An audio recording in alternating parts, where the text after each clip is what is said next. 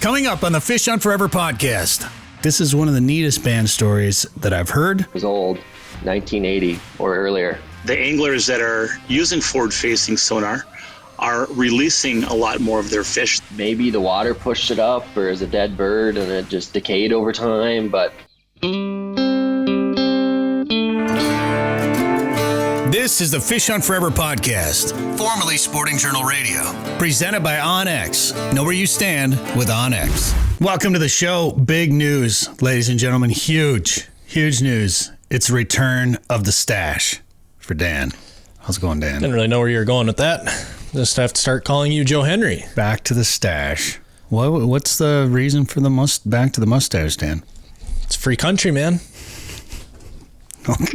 Okay, that's the answer. I don't know. Who cares? America. That's why. So I wanted to. Dang What's it to you? Well, I didn't know if it was... Bunch of dudes obsessed with my face. It's getting weird around here. Fire if anyone's department. looking for somebody to produce their podcast who's not going to make weird comments about my face. I didn't make a weird comment. I just said you brought the stash back. Yeah, I thought maybe it was fire department it's related. Just weird how a bunch of dudes are obsessed with my face around here. I don't know if obsessed is the right word for Joe it. Henry is.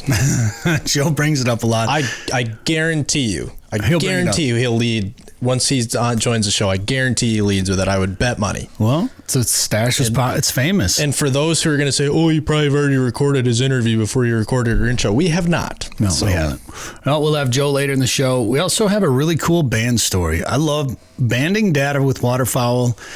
I think it's some of the one of the coolest things about waterfowl biology and the research. I mean, shooting bands is neat and it's fun and all that cool stuff, but the best part about it is learning where that duck has been. And we had a band that was found by a friend of ours while he was fishing along a lake, and it was like a 35-year-old band. Nobody knows how it got there, how long it had been there. Well, we've got a similar story with Cooper Kangas coming up later in the show. Plus, we'll talk about what it's like hunting in the northern zone and how he feels about the waterfowl dates later in the show. Dan and I finally got to do some pheasant hunting. I want to talk about that because something kind of wild happened to me while I was pheasant hunting the other day. Is that right? Yeah, it was pretty interesting. It's the first time it's ever happened to me. We'll tell you about that here in a second, and we'll talk about some more of our snow goose footage and the experience that we had because we've talked about it a little bit on this show, and you're probably sick of us hearing about it, but it was insane. It was totally cool. And we'll tell people more about that because you're working on our latest video right now, and I want to ask you what you're seeing because honestly, we had so much snow goose content and hunting smashed into a couple of days there. Like I kind of forgot what happened on this day. Well, you forgot what you had for lunch today too, I bet. That's probably true. All right, well, we'll get into all that, but first, Dan, who are the sponsors this week on the show? Lake of the Woods Tourism. Lake of the Woods is the walleye capital of the world. Plan a trip to Lake of the Woods for this winter at lakeofthewoodsmn.com. OnX Hunt, see private land boundaries, offline maps, and more. Take 20% off a new membership with code SJR20. Haybale Heights Campground and Resort. Fish Devil's Lake out of a snow bear this winter at Haybale Heights. Learn more at haybaleheights.com. Tasman Lake Lodge, catch world record lake trout and giant pike. Saskatchewan's Tasman Lake. Learn more at tasmanlake.com. Prairie Sportsman, you can watch episodes on the Prairie Sportsman YouTube channel anytime or check your TV guide for local air times. And Trails End Outfitters, trophy bear, walleye, and whitetails in Saskatchewan. Visit trailsendoutfitters.com. All right, I want to start with some headlines, Dan, when you're ready. Headlines. They are brought to you by Trails End Outfitters in Saskatchewan, guided whitetail and black bear hunting, also frozen water fishing or open water fishing. That frozen water fishing? Otherwise known as ice fishing. Tobin Lake, Saskatchewan. Go to trailsendoutfitters.com for more details. All right, the North Dakota Game and Fish Department is allowing hunters with whitetail or any deer gun licenses in 5 units in western North Dakota the option of turning those licenses in for refunds. Hunters with antlered whitetail, antlerless whitetail, any antlered or any antlerless are eligible for refunds in 3E1, 3F1, 3F2, 4E, and 4F. You can see all those again on the Game and Fish website. Because of EHD, they are saying there's scatter reports of white-tailed deer mortality caused by the epizootic hemorrhagic disease that began in early September. That is due to dry conditions, a midge is prevalent during dry conditions, and they bite into these deer and they have a problem, and within a few days they usually die. And it sounds like they have small cases of this every year over there. Some years are worse than others, and it sounds like there was a few deer that have died in those areas, so they're going to let you get a refund. Do you keep your preference points? Do you get preference points for gun tag over there? I don't think so. Oh wait, no. Yes. Hunters who return their licenses will have their bonus points restored, if applicable, to the same number of points prior to the 25 deer gun lottery. So there you go. That's a pretty good deal. Yeah, that is nice that they work with you. I mean, if the deer are dying out there. But I thought they just wanted your money and didn't care about anything. That's pretty good and I know exactly what you were doing, too. Ooh. Sounded pretty good. You were doing Dan Amundsen. It was good. Minnesota DNR is asking for help monitoring wildlife populations by adopting a trail camera in targeted research areas southeast of Mille Lacs Lake and directly south of Park Rapids. It's part of the DNR's continual effort to evaluate potential improvements to the methods it uses to monitor and estimate wildlife populations. They're using these results to monitor fox, wolves, bobcats, raccoons, fishers, and other fare-bearers And then they're going to use this to assess the feasibility of establishing a statewide camera-based wildlife survey network. So trail cams, I mean, obviously you can learn a lot from them. Some people don't like them, but you can definitely help estimate wildlife populations and get a better handle on wildlife populations out there. So when some people tell you, man, DNR doesn't know how many deer are out there, they can't get it right. Well, they just want your money. They just want your money. Yeah. They're and I know southeast of Mille Lacs, you might get some of those cool white deer on camera too.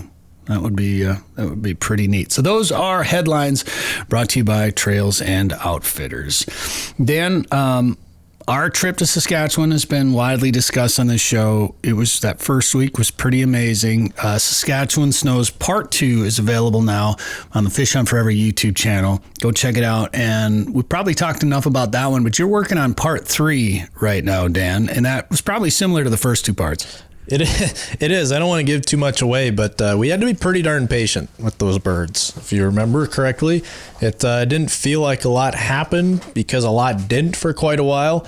But then when things happened, we had a little weather change. We had a little squall come in and it riled up all of our birds, and things happened very quickly. And it was a lot of fun, and we had a beautiful sunrise, and we had a lot of beautiful geese walking around. And the one thing I remember from that day, I put a Snapchat up. It's not that I'm huge on Snapchat, that I got a lot of my friends to get a kick out of this one. My snap was just a video panning across the spread, and my caption was, "The kill hole is now full." Yeah. Because it was just chock full of live birds, and the rest of the birds that were showing up had to go land on the edge of the spread because the hole that we created for our geese to land in worked perfectly, and it was full. Yeah. So, but we just weren't pulling the trigger at the time because they kept coming early. I mean, most of them, once again, came before shooting light. We've caught a lot of flack for that from some people who have opinions I think are dumb, if you don't mind me saying, because they just apparently didn't think it was cool that we landed a bunch of birds. But most of those birds showed up before shooting light, so we couldn't shoot. So I guess we could have ran out there and scared them away, but why would we do that? It's pretty darn cool. Everyone who waterfowl hunts will tell you their favorite part of waterfowl hunting is watching birds work. We did that a ton, and I don't know. People are dumb on the internet. Yeah, the internet sucks. And again, you're right. We can't shoot them. I guess we could have just, once legal shooting time hit, just started shooting into the wad of birds that were walking around in front of us. But then our morning would have most likely been over. Yeah, we'd have had probably 10 birds each day, and we wouldn't really have any videos to bring you. And in case you didn't know, that's our job. Yeah, exactly. And we might not have been able to hunt them. I mean, we hunted them 6 out of 8 days, the same pod of birds, just, bouncing around in different fields, some days in the same fields. Yeah, and some days didn't work out as well. Yeah.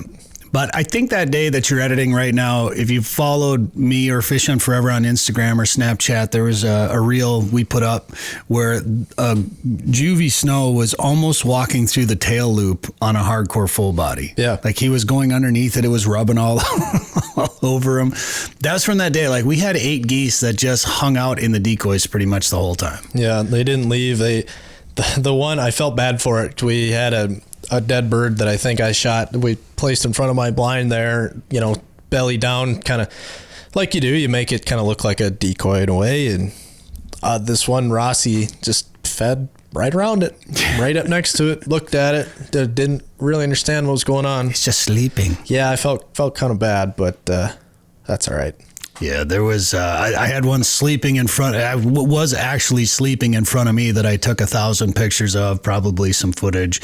So we'll have some cool footage of geese in the decoys, geese working the decoys, and then probably, I don't know, this is, I hate to say something like this, but it's probably the craziest ending to a morning we had on our trip.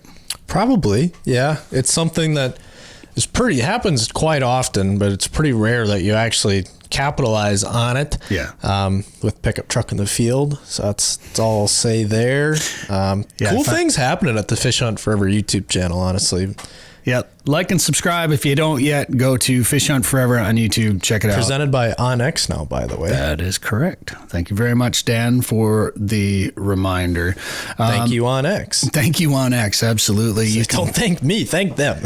Can still get a discount on a new OnX membership. Save 20% using the code SJR20. Finally, we got back from Saskatchewan. I finally got to do a little pheasant hunting.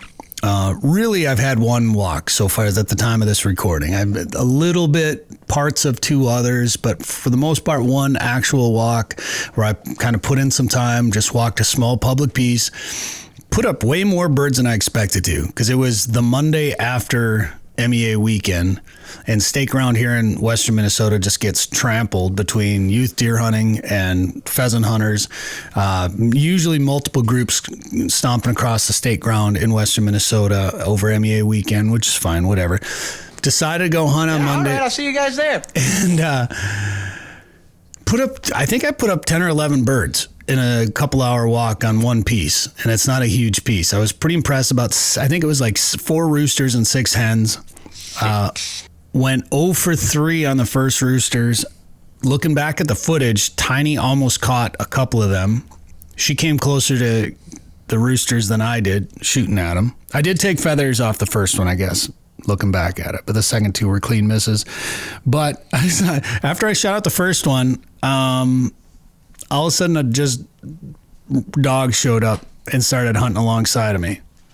And it turns out it's a friend of mine's, so it's not completely random, and he lives near this public ground. But he heard me shooting and came running into the field, and I snapped him right away. He's like, just bring him back. I'm like, heck no, I'm going to hunt with him. He's a pointer. I'm going to hunt with him for a little while. And immediately pointed a rooster that I missed. But it's not, I've never had a dog just kind of show up and start hunting and start pointing roosters for me before. Yeah, I mean, it's not the ideal habit that most dog owners want to have instilled in their dog who lives by public land, but I'm sure he was bored. Buddy was bored because I know his owner has probably been busy in a combine and hasn't gotten to do a whole lot. Kids are in school, so he's probably bored. He's like, hey, someone's out there, let's go. It makes you wonder, how many, does he just go off and just go hunting by himself? Well, I'm guessing they had let the dog out just at the wrong time, just as I happened to be. I think they have a dog door. Yeah. I think he gets to go outside whenever he wants. Well, Life of a farm dog. He apologized up and down. I'm like, no, this was awesome.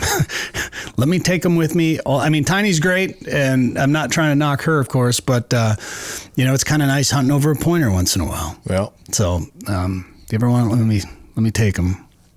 He's 10, I guess. And he certainly did not look like it out there. He was great.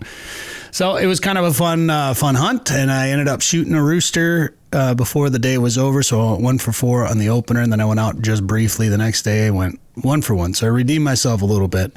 And we're going to have honey pheasant tonight, Dan. Sweet. We're going to talk cool band stories. In fact, this is one of the neatest band stories that I've heard. When we come back with Cooper Kangas plus a Lake of the Woods report, Joe Henry on the way. Sick of eating tag soup? It's time to own your odds this fall with OnX Hunt, the GPS hunting app trusted by millions of hunters. Now you'll have access to nationwide public and private land ownership information, waypoints, optimal win for each stand, tracks, and much more. All at your fingertips. Go to onxmaps.com/hunt and use code SJR20 at checkout to receive 20% off your membership. That's code SJR20. There we go. Nice. It's an awesome experience. Fishing was really good. We got a super monster pike. That is a great way to start the trip off right there. Pheasant Lake is one of the places that has been on my bucket list for a long time, and watched every Pheasant TV episode there is. Incredible, incredible to see fish like that. Incredible to, fish water where you have the chance to catch fish like that. Danny, that's the biggest trout you'll ever fight in your life. Wow, this is a nice one. Watch Pheasant TV and book your trip at pheasantlake.com. Corey Loeffler from the DRC Call Company sent me a text the other day. He's like, check this out. And it was a picture of an old band that had a pretty unique story. And it reminded him of one that we told on a podcast a couple years ago about a friend of ours that found a band while he was fishing. He's walking along the shoreline. I think it was from 1985. It was at that time a 35-year-old goose band or something like that, if I remember right. Pretty neat story. And the one that we're about to bring you now, kind of similar to that. Different location, different bird, but kind of that same story. And Cooper Kangas joins us right now on the show to talk about it. How you doing, Cooper? Good. How are you? I'm doing well. Now you're up in the northwest part of the state. Yeah. You waterfowl hunt. You also dirt bike and snowmobile racer as well. Yep. Moved away from the dirt bikes a couple years ago, and then got rid of my dirt bike this summer. And I'm like, well, got a boat and just started fishing the river and been pounding walleyes ever since. So there you go. Less broken bones and concussions that way. Oh. Yeah. Smart life decisions. Yeah. We got a buddy that used to race motocross and snowcross, and he got out. I think he got out of the dirt bikes first for that reason, because he kept breaking stuff, and he's like, I don't know how many concussions I've had, and then finally got out of the snowmobile racing too. No, it's just hard on a person's body. I mean, it just takes a lot out of you. Yeah, fun though, I bet. Oh, it's fun, but crashing ain't. That's right. All right. Well, I want to talk to you about, we probably talk fishing a little bit too, but I want to talk about waterfowl hunting and late season waterfowl hunting. We weren't really planning to do this, but off the air before the interview, we started talking about late season waterfowl hunting. And since you're up in that northern zone, I'm going to get your thoughts on some later duck season dates, or are the season dates good where they're at? Just what's going on out there. But first, But before we get into that, though, I want to talk about this band that you found. So you can tell me where you found it or not tell me where you found it. I don't care, but talk about the band.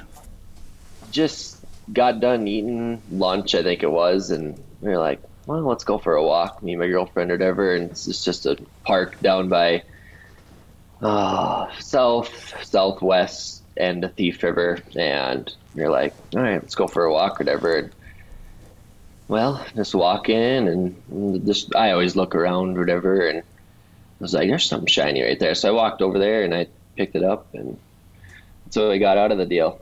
That's so cool. Wild. I was like, oh, it's old for sure, but I don't know. It was old, 1980 or earlier. So that's when it was hatched, and that was when it was banded. And it was the much sought after ruddy duck is what was banded. Yep. I was like, I've never seen one of them around here before. It's like, so pretty cool. Dude, that's, I mean, I've heard some cool band stories. That's pretty cool. Yeah, no, it's cool. It's like, when them ducks aren't around here anymore, it's like, they're not coming up this way. So, I don't know. I thought it was pretty neat, and we've shot some goose bands, or I have this year. No duck bands yet. Some goose bands over in Wisconsin, Litchfield area, Iowa, down by Des Moines. So, shot 5 the one day. They was all banded. So. Oh, that's cool. There you go. Yeah. So. That ruddy duck banded in Wisconsin, 1981. It was adult ruddy duck. I can't remember. Pull that. Was it a drake or was it a? It was a drake. Okay. It was a male. Yep. So at least a year old. You know, you have to. The same thing happened when a buddy of ours found that goose band. You know, what happened? Did somebody shoot that bird? Did it just die on its own? Did the band just fall off? Eagle, yeah.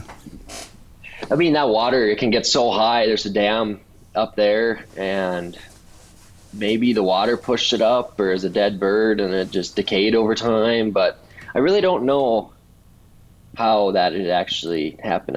I mean, it wasn't split or nothing when I got up to it. There was nothing there. It was closed up, and it's wore down for sure. So the bird, or it's just decaying over time, rubbing against something. But I don't know. It wasn't open, and it was like it had to have died over time, is what I think it is, or somebody dropped it. It's the only thing I can think of. So that brings up the other question. How did it sit there, and who knows how long ago it fell off there or whatever happened? What if it drifted down? What if it's not even from around there? Right. It could be from way up north, another 50 miles, and it's like, I don't know where that's coming from. It could be just... Not that they float, but stuff gets pushed by current. I mean, that's another... Think about that. What if it's from 50? Yeah, that's kind of wild. And just before the dam, there's a net that runs all the way across, and it's like, I wonder, that just doesn't make any sense. I mean, it had to have been in the spring or late fall when that comes out. And what if somebody shot this bird that sailed and found some water, and it just kind of dwindled down over time and jumped the dam that late fall, and just that's where it washed up, I guess. It's the only thing I can think of.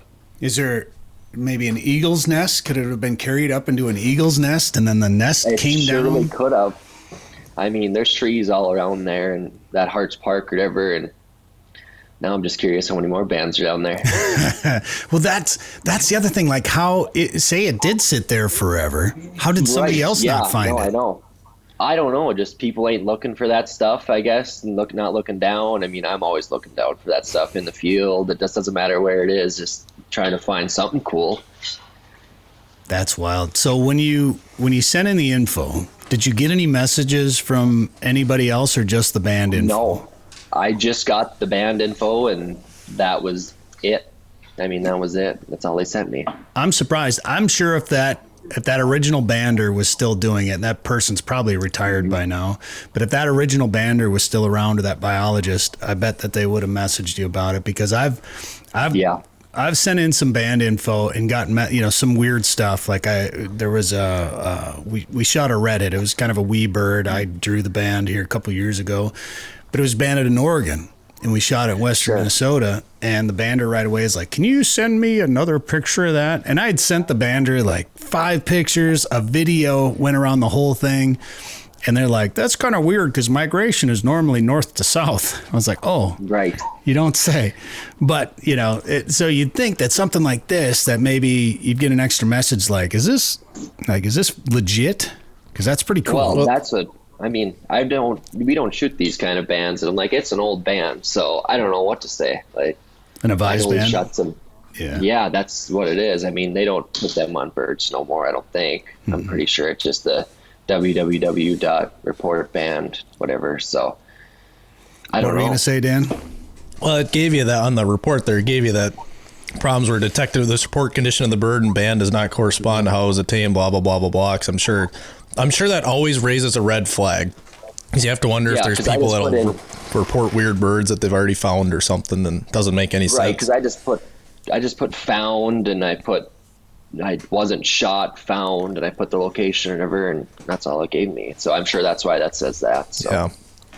Well, I saw something came across, I think an ad on Instagram or something, and it's like it's a band company that you can just get bands made. Oh, I believe that. Like, I mean, anybody could probably do that. Just make it out of aluminum or whatever, and.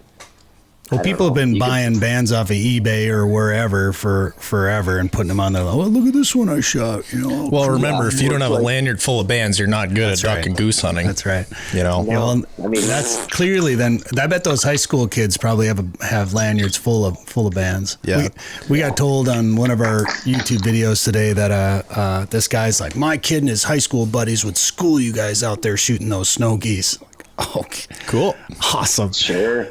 Thanks, man. No, it's like, we were hunting the other day, and whatever, it must have been opener a duck is what it was, and we were hunting over by our Goodrich Lagoon or whatever, and there's birds, they all come at once. I'm like, oh no, this ain't gonna be good. I'm like, well, everybody, when I say shoot, just start shooting and hope you start hitting. They were high, and 2 fell, and they're both banded on my side, and I had to give them up, and I was like,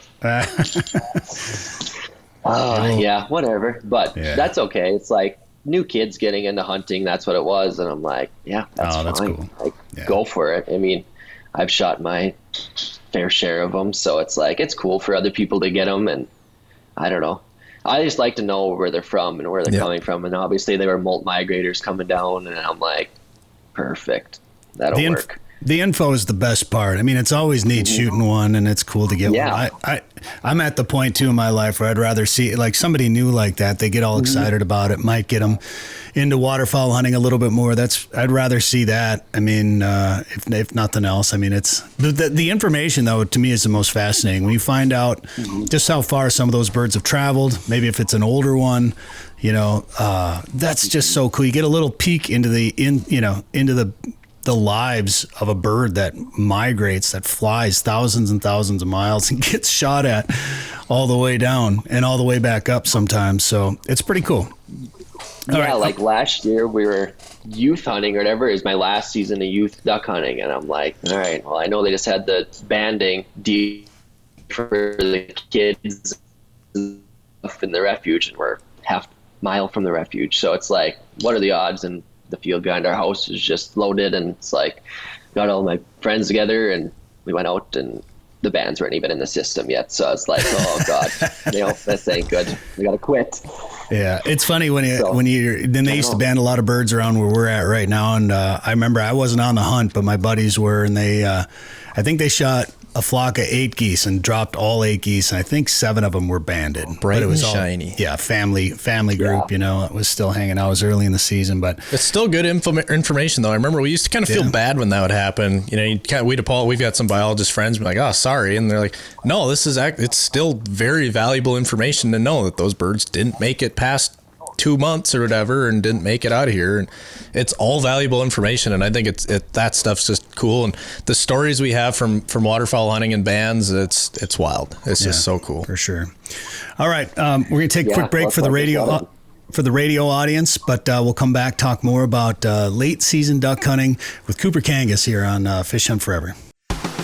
Now is the time to start thinking about chasing big walleyes on Devil's Lake. Get on the fish at Haybale Heights Campground and Resort. Haybale Heights makes it easy for you to make memories on legendary Devil's Lake with guided fishing and lodging packages. Or bring your own boat and rent one of their cabins on East Bay. Haybale Heights offers a private marina, fish cleaning station, and the opportunity to relax and enjoy your bucket list trip to Devil's Lake, North Dakota. To book your trip, visit haybaleheights.com. That's haybaleheights.com. All right, we're back. Cooper Kangas, our guest here on the show, talking waterfowl hunting in Minnesota. You're in the northern zone, and a hot topic for waterfowl hunters in the state the last couple of years has been, where are we for dates? And I mean, this isn't even getting into the discussion. If we do go to a restricted bag and restrictive dates, do we go down to 30 days? When do we have the 30-day duck season in the state of Minnesota? But let's just stay in the 60-day world that we're living in. Some people don't like the splits that the state has. I personally like it because usually the first half of October is garbage here in western Minnesota because all the local birds get pressured, and then none of the migration has happened yet. I've talked to some people in the northern part of the state that say, hey, I like opening up at the end of September because up here we freeze up a little bit earlier. We have birds earlier. Then I talked to some other people like, man, we always have birds late. I think some of it depends on where you are. If you have access to big water that stays open a little bit later, the ducks get a little bit more congregated. You're up in the northwestern part of the state. Where do you sit when it comes to where our dates are and what you'd like to see? I'd say like the early September season, like we could probably push that back a couple more, like maybe a week or two. Not many birds get up here down here by then. It's just your local groups and hard to kill birds at the end of the year, and it's like I don't know, they could probably push that back a little more. But like last day of duck season last year, all my ducks showed up, and I'm like, well, nothing much you could do there. So it's like they could push a couple more days back there, but it's like there was snow on the ground, it's freezing up already, so I don't know, it's a hard bargain. It's tough. It's tough to say. And this year, where we're at, we close November 30th, which isn't bad. Like if we can get at least a full month of November in some years we freeze up earlier, some years we don't. So it's kind of a roll of the dice. But I mean, I would rather, I talked to somebody about this the other day, and I'm not going to say who it was, but it was the argument was, well, you only have a few places where you can actually shoot ducks late season, end of November, early December. So why should we keep it open for that? To which I said, well, you only have a few places really that you can shoot ducks early in the season. So, which one is more important? And of course, as we've kind of come to learn, the majority of duck hunters only hunt maybe those first 2 weeks of the season, and then they're on to something else, deer hunting or whatever or it gets too cold or life happens, whatever the case may be. So they want to try to please all those guys. I always say you could push it back to the first part of October. The weather's still warm. You got for the most part, all the same ducks that you had the last week of September. Sure, you might lose a few blue wingers, maybe a wood duck, but as we've seen, Dan, you hunted the other day, and you guys shot wood ducks? We had wood ducks, teal, green-winged teal, mallards, a whole mix, and honkers around. But yeah, there's still a lot of wood ducks around, and they're still here. It's been mild. And we never got our blue-winged teal this year. So well, they weren't alive. Yeah, our numbers were way down, 60%. They were in North Dakota. Yeah, or wherever. Or they were somewhere else. We did not have water for them here, so it didn't matter here. But up north, obviously you've got some river systems up there that probably keeps the water open a little bit later. When do you normally see, like when not the local mallards, but when you see mallards start to migrate through? When do you normally see them up there? Now, it's like late middle October is when it seems like it starts coming, and then it's like there's been a few big geese trickling down, but it's like, God, the flyway's splitting us. I mean, I don't know what to say about this. Like, it's splitting us dead center is what I feel like, and I'm worried that some of these big geese, they're just going to keep going, and they'll probably end up down south. And it's like they've stopped every other year, it seems like, but I'm waiting for one of these years. It's just getting slower and slower. Like, our early season was not that good at all. It was hard to kill 5 geese with a bunch of people, and it's like they're smart. I don't know, like ducks are smart, but they're a lot easier to kill. I will say that. How wet are you up there? Did you have a dry year? We're wet. We're wet now. We were really dry. We just got right around 4 inches rain these last couple days, and it's like, I don't know. We're going to need a helicopter here pretty soon to get out to these fields. Well, that's what we ran into in Saskatchewan. Everywhere, we're just in a dry cycle right now. And we got water late, but I think for Minnesota, we got water after the blue wingers kind of migrated back north, and they went, oh, there's no water here. We're going somewhere else. Parts of Manitoba, parts of Saskatchewan are real dry. In fact, we hunted some real dry areas in Saskatchewan, and we just didn't see any of the birds around. And if mallard numbers are where they say they are at about 6.5 million, the mallard numbers are way down, so you're going to see fewer of those, and that's also a byproduct of dry conditions. If you don't have the breeding habitat, the water, the nesting habitat, you're just not going to make as many ducks. So I think we're in a situation now where the dry conditions have moved the birds that are around to other places, and I think that is splitting things for those of us. We're kind of in that western portion of Minnesota. You're pretty much straight north of us, and I think you're seeing birds go further east where there's some more water, and then of course into the Dakotas, which were a little bit wetter. And then we did get a lot of water, and then of course we got that storm, probably the same storm that you're talking about, or one real close to it, but we got hit in Saskatchewan with rain and then snow and then wind, and it made the roads a mess and made the fields inaccessible. So we were pretty much done hunting once that storm rolled through. Yeah, like it's too muddy to drive a ranger out in our fields right now. It's like, it's just hard to do right now. And it's like, you're most likely going to be walking, and I don't know. That's just the way it's going to have to be. I mean, we could probably get a 4-wheeler ranger out to a field right now. We're going to go try kill these ducks sometime here and let them sit for a couple days, and I don't know, hopefully get into them in a couple days here is what I'm hoping for. Some big greenheads is what I'd like. I was surprised. We actually had one field full of snow geese, and it would have been a simple hide, and we could have walked in. In fact, we could have hit along. I mean, it was kind of a back road, gravel road that didn't get a lot of traffic. We probably could have hid right along the ditch and just walked everything in, and they wouldn't even let us just walk decoys in, which I was kind of surprised about. But so are you a farmer up there too? Yep, we are. A couple thousand acres. We got 1,000 acres of corn left. We haven't started yet. So, but yeah, no.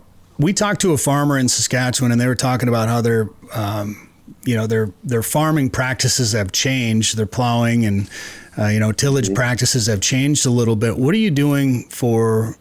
Are you no-till up there? What are you doing, and how does that practice affect what you can drive into the field this time of year?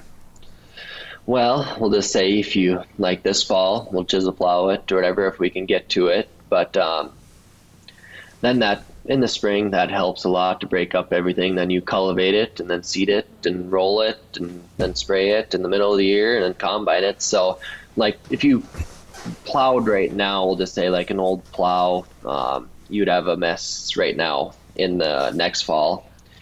And then, but like no tilling ground, like a lot of people, most of the people around here, it's about 20-30 miles south where it's a little bit sandier ground, and that's where it mostly happens. But usually we have to chisel plow every fall is what we try to do. So all right, and that's gonna make it softer. So are you doing a lot of wheat up there? Are you doing any corn, any beans or anything?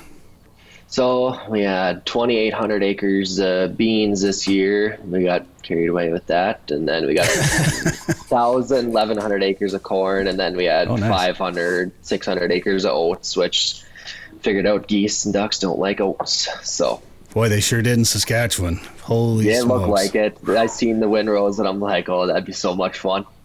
Oh, and we disappeared, like that was the best. I don't even like using layouts anymore. And we use layouts almost I think, what did we use the A-frame twice? Yeah. I was so glad we did layouts too. Because I'm the same way. I used to hate filming out of layouts, but it helped. Those geese were so dumb that you didn't really have to hide the camera. But normally I hate filming out of them, but it was so much fun to lay there and disappear and have birds walking all over you. It's an experience you just don't get in the A-frame. That's so much. No. I felt like cheating having those SWAT rows there almost. Oh my God. If we could do that every year, I'd be like, yep, let's do it. But I mean, you farm, you make the rules. Can't you do Yeah, that's right. No, I know. I wish, but it was so nice. I mean, we got so lucky that we hunted the same pot of juvies for 8 days. I think we hunted 6 times in 8 days, and we hunted the same group of birds. And we just, we got trashed for it in our YouTube videos because we didn't shoot into every flock. But it was like, hey, we want to hunt. Yeah, we want to hunt. We shot our limit 3 of the 6 days and shot plenty of birds on the other days, and could have shot our limit probably every day that we were out there. So it's like we wanted to prolong it, not burn the whole group. These birds were so dumb. It was great. It was so much fun. Let them filter out. Yeah. I mean, like duck, we had a duck field last year, and I don't know how many birds they were. They just kept coming down, and I think it got hunted, I swear, for a month straight. And them birds did not leave. Like, you could have shot it morning and night every day if you wanted, and just filled out, and it was awesome. That's the best. It's the best time of year, man. Bow hunting is going to start picking up, and the rut's going to start kicking in. Pheasant hunting is going to keep getting better. All the crops are finally coming off. They're pulled off. I swear, this cornfield by us, they're going to take 3-4 days to pull the entire cornfield off. They're going at it kind of slow, which I don't really mind that much, but I'm waiting. It's one of the last cornfields to come off, so I'm kind of excited about all the corn coming off around here. And they're going late enough last night. They were. Nothing makes you fall asleep better than the sound of a combine going all night, let me tell you. I'm not complaining, but when I went out there this morning, I was like, that's all they got done. Like, I heard them all night last night, and still had quite a bit to go, but it takes a lot of time. Yeah, and I think that field was still a little wet, so I think they're kind of moving, taking their time, which I don't blame them for. So, all right, dude. Well, congrats on the band. That's awesome. Yeah, thank you. Appreciate the time, and good luck this fall up there, Cooper Kangas. Thanks for being on the show. Yeah, thank you guys. If you want to catch a big walleye, go where the big walleyes are. Lake of the Woods is the walleye capital of the world, with a variety of resorts and lodging facilities offering full-service fishing. Lake of the Woods is also home to sturgeon, sauger, perch, trophy pike, muskie, smallmouth bass, burbot, and more. Plan your trip to Lake of the Woods today. Go to lakeofthewoodsmn.com. That's lakeofthewoodsmn.com. All right, it is time to go up to Lake of the Woods, check in with Joe Henry from Lake of the Woods Tourism. Joe, how's it going? It's going good. It's going good. But I tell you what, that Bret, that bite, the walleye bite, is cranking pretty darn good right now on both on the river and on the lake along that south shore, and of course, up at the Rainy River. But some good walleyes moved into the river this week. I heard there was some shiners that moved into the river this week, and the walleyes followed them. Yeah, exactly. Well, and it's not even the big run of shiners yet. Like, it's not a huge blast of shiners coming through. But the funny thing is, even despite the warmer temps, those walleyes, there's enough shiners in the river that's pulling those walleyes. And Ben, I talked to numerous people that got on some really, really good Rainy River bites, just jigging, going out and hitting an edge of the bank, or maybe getting into a hole or something like that, and just setting up and jigging over the side of the boat. Really catching, going through a lot of fish. I saw a fishing report from our friend Paul Johnson up there, and I think he was actually jigging out along Pine Island, I believe, but he was showing his graph. 4 Mile He was in 4 Mile. Oh, okay. But he was showing his graph where all the bait pods were moving through. Well, and that's fun. I mean, when you can see those shiners moving through, and every once in a while you'll see the walleyes come with them. But it's just kind of a special time. I mean, like one guide said, hey, the river's really good, but the lake's 50 times better. I mean, we're hearing reports of people getting out on the lake and having, a few people having 100 fish day, and then of course now you're starting to hear the numbers on the river too, and it's fall fishing, and it's just a fun time to get up there. The cool thing about it is, I mean, if a person wanted to make that last minute trip this fall, we actually have a pretty darn good weather forecast too. It's not real cold over the next week or two. Well, it's would be a great time to go up there, maybe do a little bit of grouse hunting. And then Dan and I both got some messages from Andy Reeves and Forrest Husett today, I think. I don't know if today was their first day running guide trips for waterfowl hunting, layout boats, but they had their limit in less than an hour this morning. I think they had 4 clients out there and shot a pile of ducks. So the best, Joe, to me, the best time of the year is here, and it becomes that, do you grab the shotgun or do you grab your fishing rod when you head out the door? It's always a tough question. It is. It's a tough one. The bite is on, and I guess it's always hard. For me, man, I'll tell you, I'm looking forward to deer hunting, of course, and for me, it's going to be fishing up until the deer hunting, and that jig bite, boy, tell you what, the old saying that tug is my drug. Feeling that little that bite, and setting that hook and watch that rod bend over with a nice walleye, and pretty hard to beat, isn't it? It's very hard to beat, and I mean, deer hunting is great, and I'm glad everybody does it. But during that gun season, it can be some of the best fishing of the year, and obviously some of the best waterfowl hunting too. So it's it's even harder when the gun season starts up.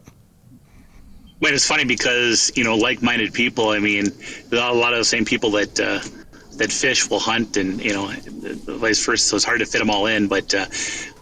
I'll tell you, Bret, the other thing is kind of cool is where those walleyes are along that south shore and up at the northwest angle right now, they're actually in the typical spots that resorts will set their fish houses up for early ice. And, Mother Nature always determines, but on average, we normally get day houses out on the ice around December 10th, give or take. I figured December 10th is coming up pretty darn quick, and I tell you, I'll promise you this.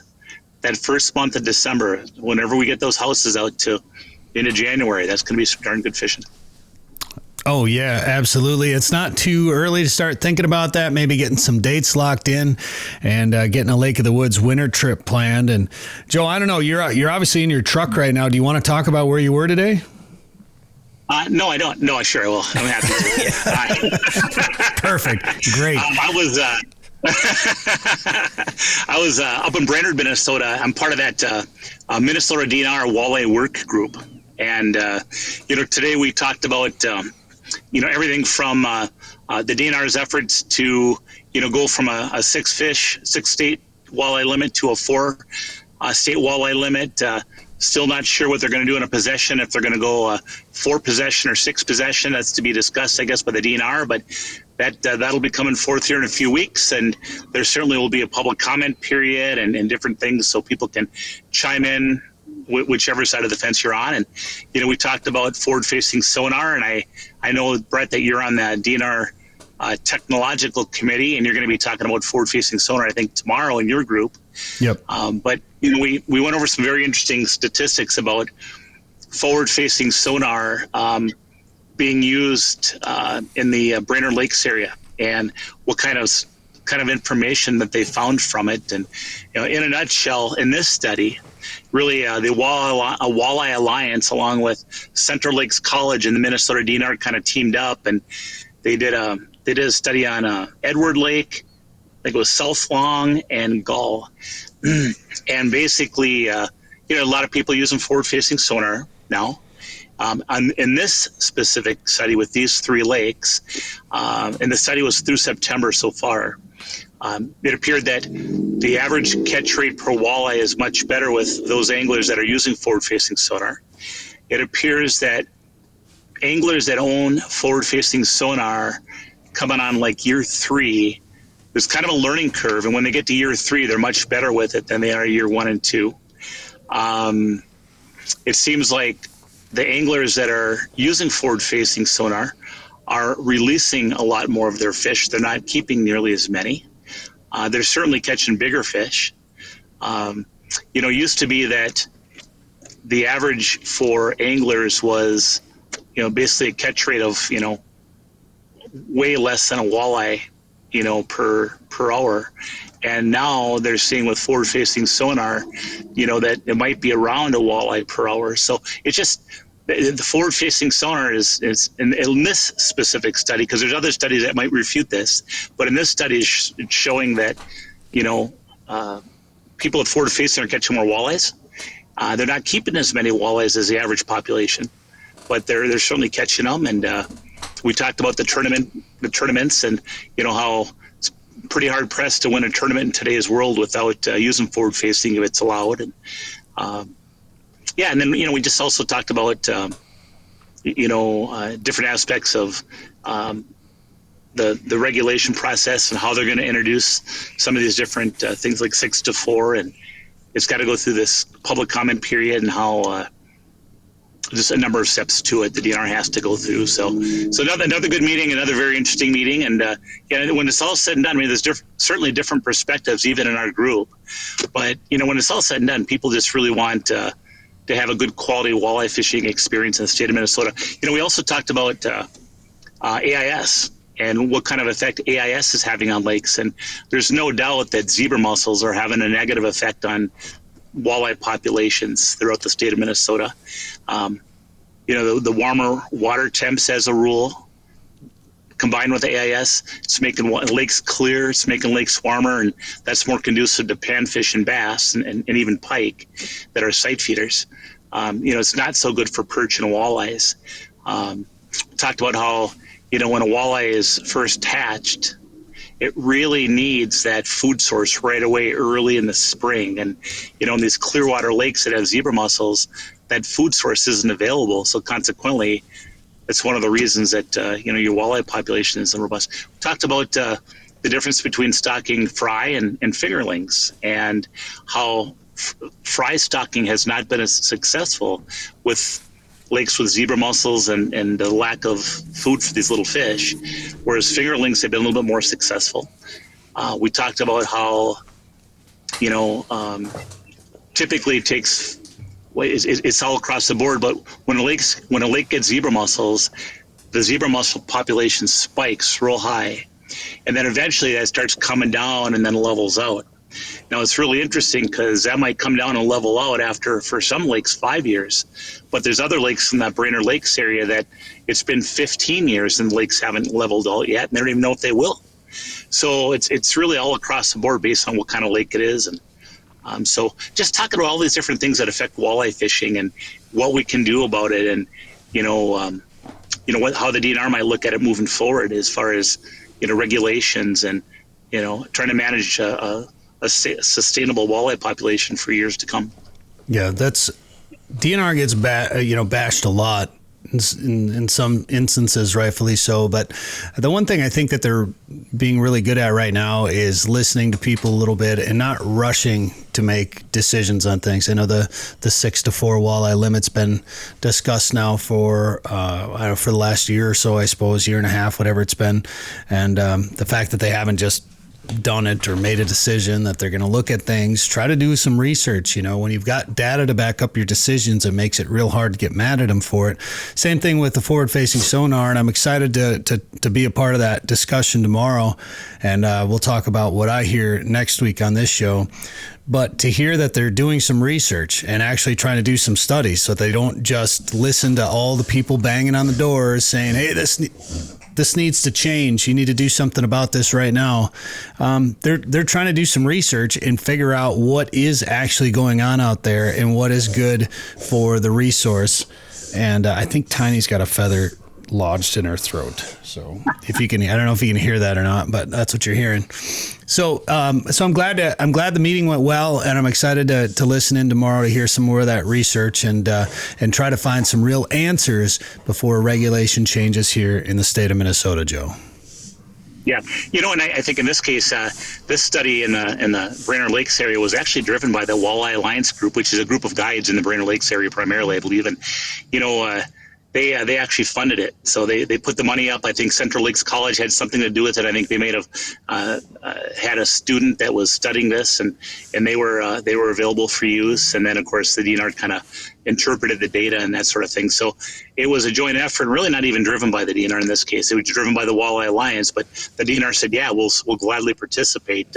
We could use the information. So data is important, right? I mean, it's hard to make decisions without good, solid data. And, I think the 6 to 4 is one of the, from my perspective, probably one of the instances that they have less data than they have with other decisions they've moved forward on.